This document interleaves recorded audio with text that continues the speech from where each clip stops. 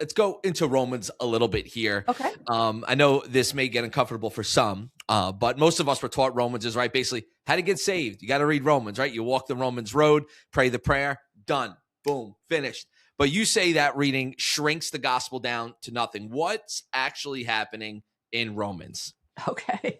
Well, that's a big question for a podcast. But let me say, first of all, I think I've already said I don't want to diminish the importance of Romans or any of the letters for individuals. They're important to me. The problem I have two sorts of problems with this notion of the road to salvation, because it sounds very American. I've got my trip planned, and I've got my GPS set, and I get on this road, and I go to the first place and the second place, and then I get saved. Right. That is the polar opposite of the way Paul presents the gospel. It's not that I'm on my road somewhere. In fact, it's the opposite. It's that I think I'm already where I'm supposed to be, and lo and behold, I find out I'm not. Right? That's part of this apocalyptic that does involve the individual. That sure. I am, my life is upturned. Yeah. Okay. So that's one level. A second would be, and you could think about it in terms of Romans 1:16, which so many people point to as talking about God's intervention to save Jew and Gentile, Jew and Greek alike. Right. So it's not just the individual, it's these whole people. What I'm trying to get to is the people of Israel.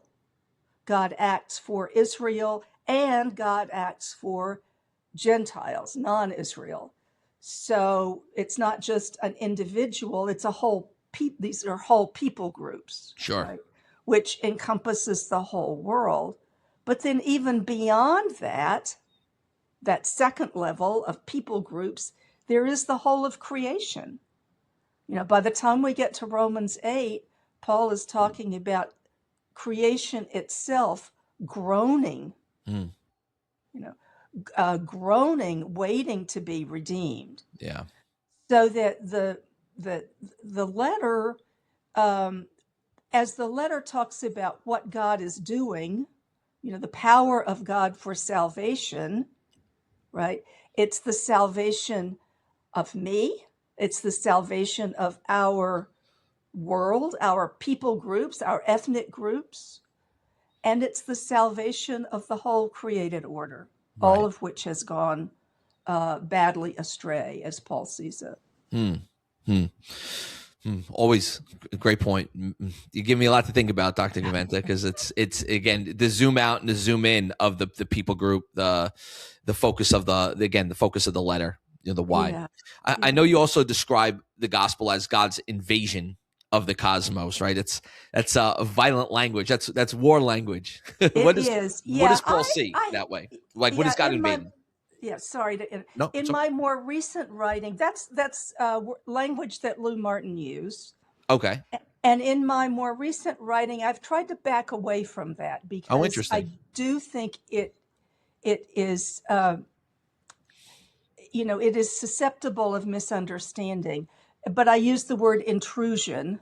Okay. Which I think gets at the same thing without the violence. Okay. I do think, I do think I am backed away from the notion that this is an image of power. Okay. It is an image of God's power. But the thing is, God's power doesn't look like armies. Sure. It looks like a crucified Messiah. Amen. Yeah. It looks like being weak with the weak, so that it upends our definitions of power. Yeah. And it upends our definitions of strength. If you want more conversations like this with the world's leading scholars and skeptics, make sure you hit that subscribe button. New episodes drop every single Monday.